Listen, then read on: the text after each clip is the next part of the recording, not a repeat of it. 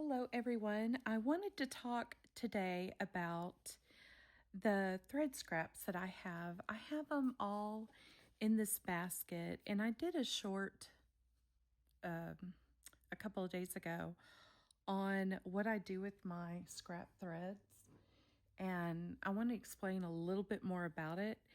So I have this basket, and it's got all my bits and bobs and all sorts of stuff. And I was getting some thread out, and it was just getting all over the place. It was getting tangled, and it was just everywhere. See, like this. And I thought, okay, there's got to be an easier way to do this. See, I'm still putting threads in here out of habit. So what I'm doing is I'm getting these out, and I got this like little jelly jar thing, and I'm keeping it in there. Of course, I've got buttons in there now, but I'm going to take those out, I think, and just keep thread scraps in there, because I'm always needing a piece of thread, rather to put on my little logo here, my little initials, or to tack something down, like I tack this bow, or anything, if I just need a piece of thread for something. And I use my most common colors all the time. And I thought, I hate, if it's at least 3 inches, I hate to throw it away. I don't know. I don't know why I have to save them, but I'm always needing them, and I hate to go dig out my floss and get it all out and all that other stuff. So I started saving them, and I thought, once there gets so many of them that you can make things with them. And so I made this bow. I just put a bunch together. So and this bow too. So I just get a whole bunch of these. When you fray the fabric on the ends and you get all these little pieces, you know what I'm talking about? Well, that's what this is from. So what I was going to do is, I thought of this probably a couple of hours ago, and I thought I would make a wreath out of scraps and just kind of tack it down and see, because this is a sampler of a bunch of different wreaths made through embroidery.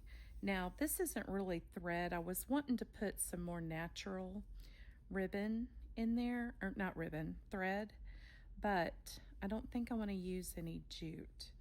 So, but I have a whole bunch of these. So what I might do, because I don't want this copying this, so I could get some of these out and make it out of this. That would be cute, and it would help tie in that bow. I like that, don't you? It's more spring, but this is going to be a sampler of all kinds of things. See, I've got fall down there. So I think I want to do that. Anyway, I just kind of wanted you guys here with me while I decided on all that. Kind of like having my little cozy friends with me. So see, and then I can use this as another one, and that's all I do with these. So I'm going to speed this up some, so you don't have to hear me yakking the whole time, but I wanted to talk about that, and then I'll get back on regular talking later. But all I'm going to do is just tack this down on speed for you.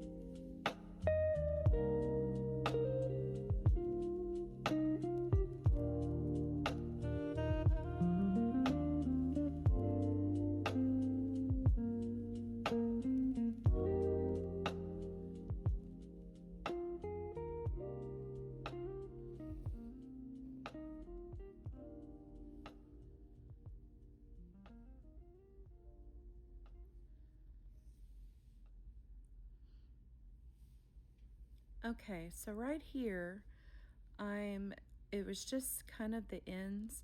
So instead of doing the couch stitching, I'm just going to tack them really tight together here and actually go into the threads. And that way it'll stay secure. So I think this is turning out really cute. And look how fun and simple it is. And it's just using scraps. So you could do a whole bunch of these. You could do them for Christmas or whatever holiday or birthday or whatever, just as a gift for people. You know, welcome to your new house. You know, just do like a little collection of these. And you saw how quick that was. I probably didn't even really need to speed that up. It just took me a couple of minutes, but I just think it's so cute, and it's actually, I think this is going to be my favorite one. And it involves no embroidery, really. It's just tacking stuff down. But I'm thinking I'm wanting to, well, I was going to do a white bow, but then we're repeating, so I don't want to do that. So what I may do the bow is just this green thread. I would do colorful, but I don't want it getting too lost in the wreath. And I just thought a little quick little bow would be so cute. Okay. So, but seriously, this was so much fun. I may do more of these. You could make bird nests out of these. And actually, that's what I did on my Christmas. You'll see my Christmas video where I did a Christmas nest, and I did it kind of like this, but it was a lot more involved. Okay, that one's on the left, so I may put this one. Well, that one's on the left. What is up with me putting everything on the left? Let's see. Yeah, let's do that. And then I can trim it. Let's see. And you just tack it down. But this way, just by using green, a solid green, you can see the bow a little bit better. And you could even use a different color or whatever. As you can see, I like a lot of muted colors.